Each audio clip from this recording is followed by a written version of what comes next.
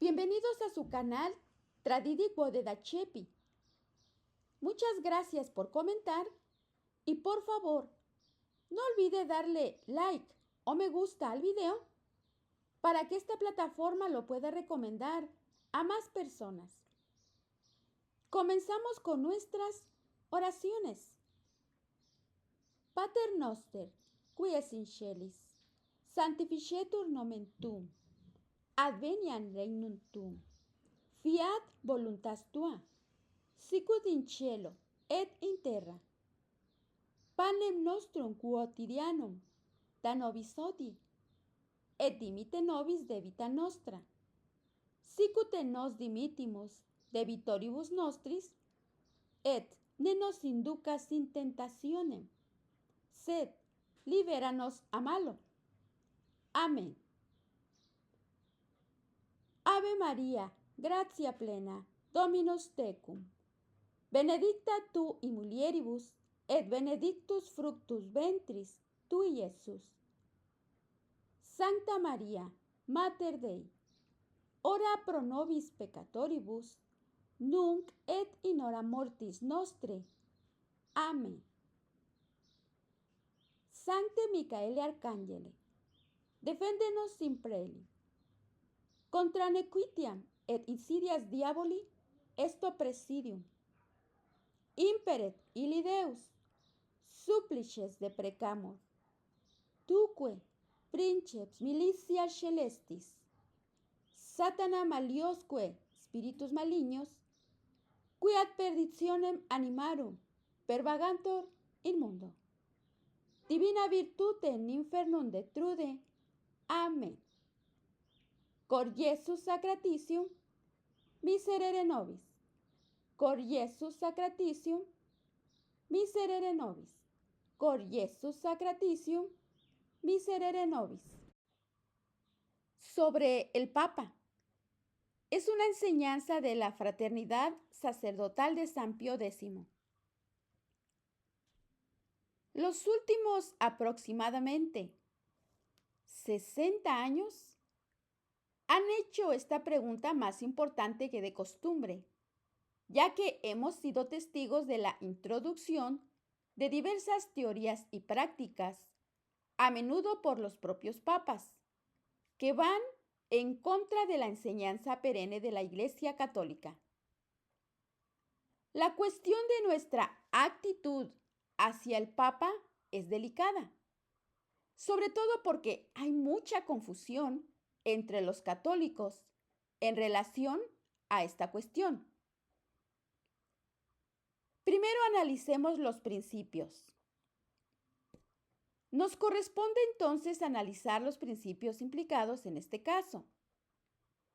En primer lugar, no hay duda de que creemos en todos los dogmas de la Iglesia, especialmente aquellos relativos al oficio del papado. Inciso A, que fue divinamente fundado.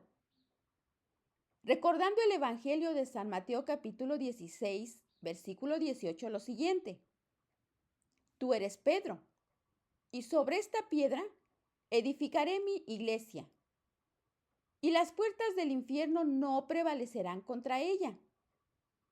Y te daré a ti las llaves del reino de los cielos.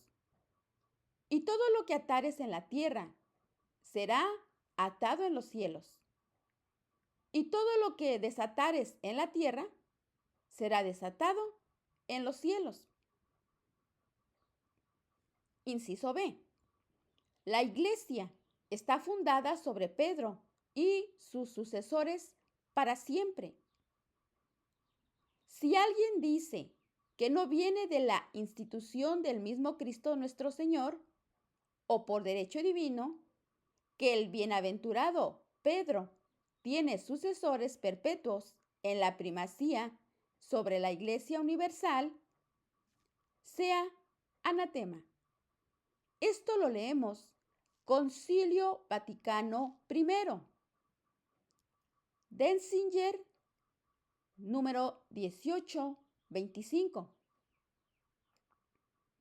Si alguien habla para significar que el mismo pontífice romano tiene solo el oficio de inspección o de dirección, pero no el poder de jurisdicción total y supremo sobre la Iglesia Universal, no solo en las cosas que pertenecen a la fe y a la moral, sino también en las que atañen a la disciplina y al gobierno de la Iglesia extendida en todo el orbe, sea anatema.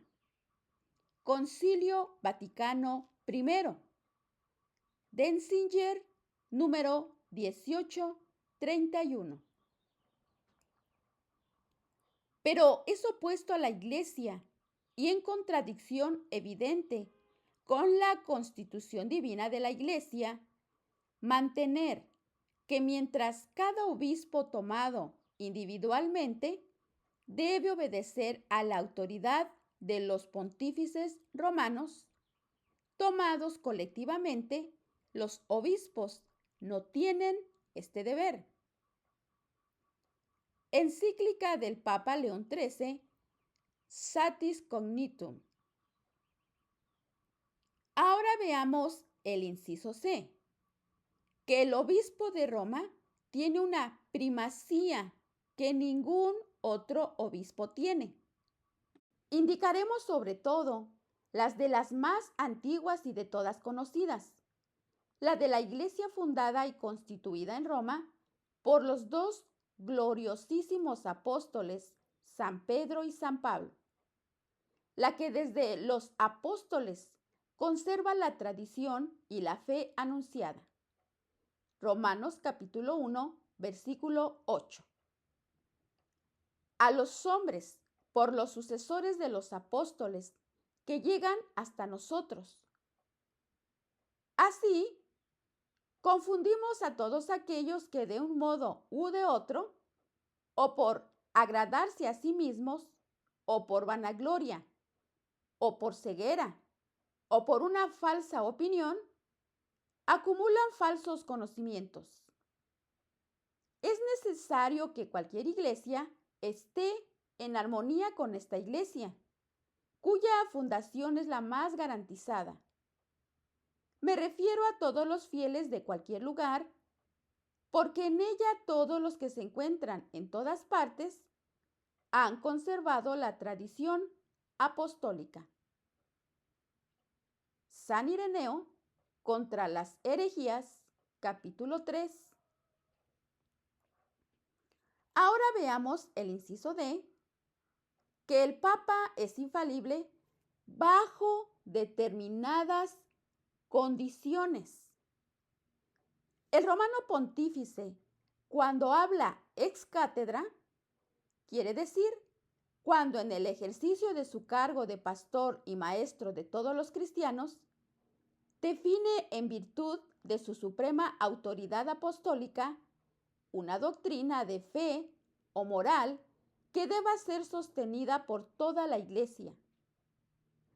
Es con motivo de la asistencia divina que le fue prometida en el bienaventurado San Pedro, sujeto de aquella infalibilidad con el Divino Redentor, quiso dotar a su Iglesia en la definición de las doctrinas de fe y moral.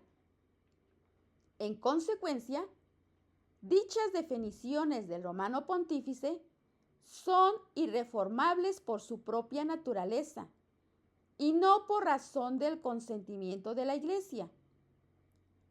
Esto lo vemos en el documento Concilio Vaticano I, Denzinger, número 1839. Ahora veamos el inciso E. El Papa solo tiene poder para edificación y no para destrucción. Segunda Corintios capítulo 13, versículo 10. De la Iglesia de Cristo. Primero, pues nos fue prometido a los sucesores de San Pedro el Espíritu Santo para que por revelación suya manifestaran una nueva doctrina, sino para que, con su asistencia, santamente custodiaran y fielmente expusieran la revelación transmitida por los apóstoles, quiere decir, el depósito de la fe. Concilio Vaticano I, Denzinger número 1839. Ni tampoco en el discurso de los siglos sustituyó o pudo la Iglesia sustituir con todos otros sacramentos los instituidos por Cristo nuestro Señor. Como quiera que, según la doctrina del Concilio de Trento, los 7 sacramentos de la nueva ley han sido todos instituidos por Jesucristo nuestro Señor, y ningún poder compete a la Iglesia sobre la sustancia de los sacramentos.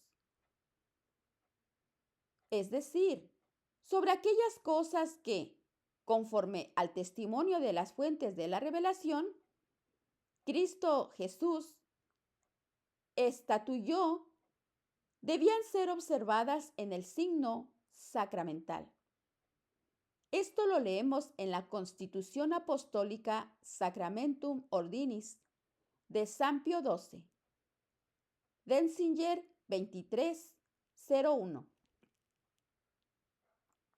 Es bien conocido a todos los hombres con qué cuidado y vigilancia pastoral nuestros predecesores, los romanos pontífices, han cumplido el oficio otorgado por Cristo nuestro Señor a ellos en la persona del bienaventurado San Pedro, príncipe de los apóstoles. Han cumplido sin cesar el deber de apacentar los corderos y las ovejas, y han nutrido con diligencia el rebaño entero del Señor con las palabras de la fe. Lo han imbuido de doctrina saludable y protegido de los pastos envenenados. Y estos nuestros predecesores, que eran los asesores y campeones de la augusta religión católica, de la verdad y de la justicia, siendo como lo eran principalmente solícitos por la salvación de las almas, no consideraron nada más importante que el deber de exponer y condenar en sus cartas y constituciones muy sabias todas las herejías y los errores que son hostiles a la honestidad moral y a la salvación eterna de la humanidad. Esto lo vemos en la encíclica Quanta Cura del Papa Pío IX. Hay 2 errores comunes en estos tiempos turbulentos, estimado oyente. Primero hablemos de la infalibilidad absoluta. Uno parte de la premisa de suponer que el Papa se ha protegido por una infalibilidad infinita, de modo que no pueda cometer ningún error. Esto es tal vez comprensible, ya que, en tiempos normales, es lo que en realidad sucede. Pero hay que distinguir. La historia está repleta de ejemplos de papas que enseñaron o hicieron cosas que no eran apropiadas. A modo de ejemplo, el Papa Liberio firmó una especie de documento semi-arriano y el Papa Juan XXIII enseñó temporalmente que las almas de los santos no ven a Dios sino después del juicio final. Algunos papas renacentistas llevaron una vida de dudosa moralidad, pero en ninguno de esos casos estaba comprometida la infalibilidad papal.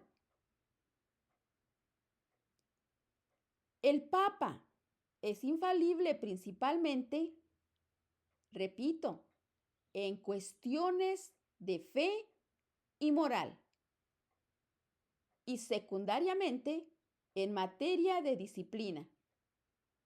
¿Qué significa la legislación de la Iglesia Universal?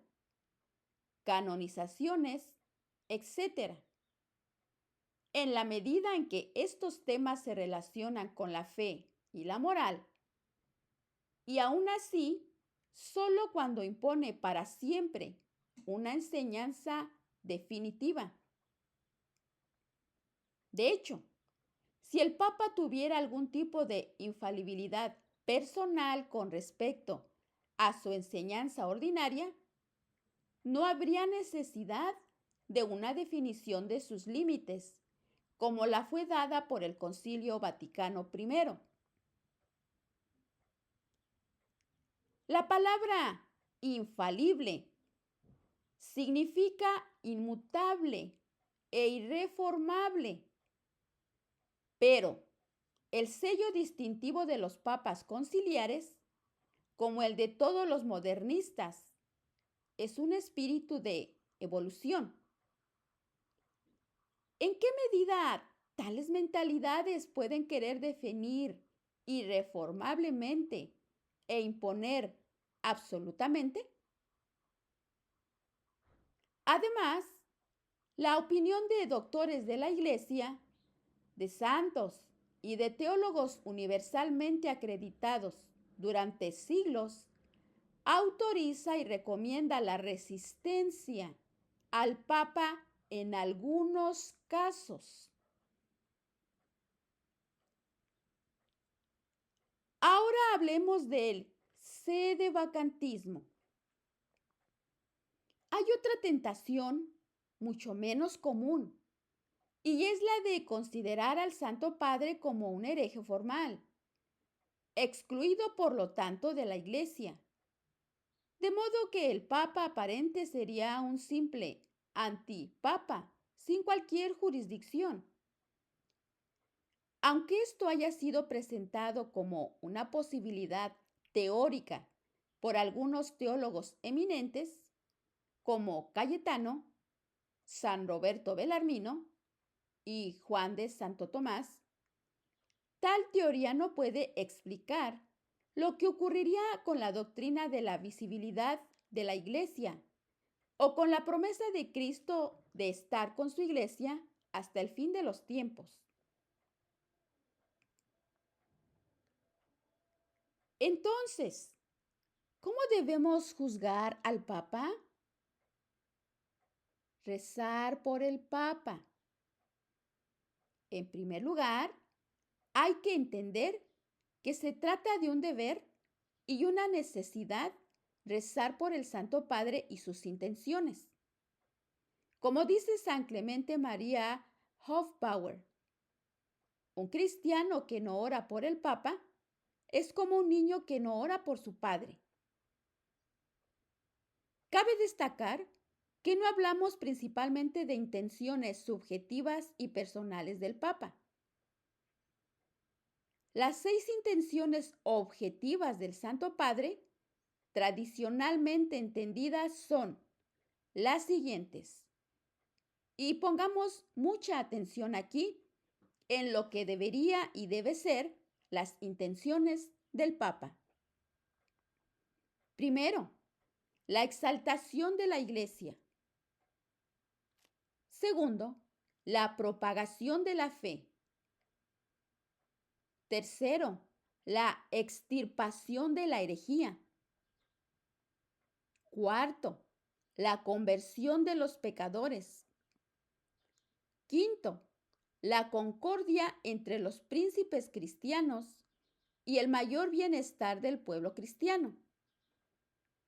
Estas deben ser las intenciones objetivas principales del Santo Padre. Y es por lo que debemos rezar. Ahora veamos el juicio de palabras y acciones. No corresponde a nosotros juzgar la culpabilidad del Papa en la destrucción de la Iglesia. No nos corresponde. Solo Dios lo puede juzgar. Tampoco nos toca juzgarlo jurídicamente o declarar nulos todos sus actos, dado que el Papa no tiene ningún poder superior en la tierra que lo pueda hacer. Por lo tanto, tenemos que hacer un juicio de sus palabras y acciones a la medida en que afecten a nuestra salvación eterna. Como nuestro Salvador dijo lo siguiente en el Evangelio San Mateo, capítulo 7, versículo 15. Guardaos de los falsos profetas que vienen a vosotros con la ropa de ovejas, pero por dentro son lobos rapaces. Por sus frutos los conoceréis. Ahora veamos la destrucción de la iglesia. Estimado oyente, no hemos de cooperar ciegamente en la destrucción de la iglesia al tolerar la implementación de una nueva religión o por no hacer lo que podamos para defender la fe católica. El venerable Monseñor Marcel Lefebvre fue sin duda nuestro modelo en eso. Primero, ninguna autoridad, ni siquiera la más alta en la jerarquía, puede obligarnos a abandonar o disminuir nuestra fe católica, tan claramente expresada y profesada por el magisterio de la Iglesia durante 19 siglos. Esto lo argumentaba Monseñor Lefebvre. San Pablo dijo: amigos, si se tratara de nosotros mismos, o si fuera un ángel del cielo que os anunciara un evangelio distinto del evangelio que hemos anunciado, sea anatema. Gálatas capítulo 1, versículo 8. Por eso, sin ninguna rebelión, amargura o resentimiento, proseguimos nuestro trabajo de formación sacerdotal bajo la guía del magisterio que nunca cambia, convencidos como estamos de que no nos es posible hacer un mayor servicio a la Santa Iglesia Católica, al soberano pontífice y la posteridad. Así que en esta breve enseñanza, estimado oyente, nuestro deber es rezar por el Santo Padre. Es Dios únicamente quien lo va a juzgar. Ahora que conocemos cuáles deberían de ser las intenciones del Papa, es por esas intenciones que debemos rezar.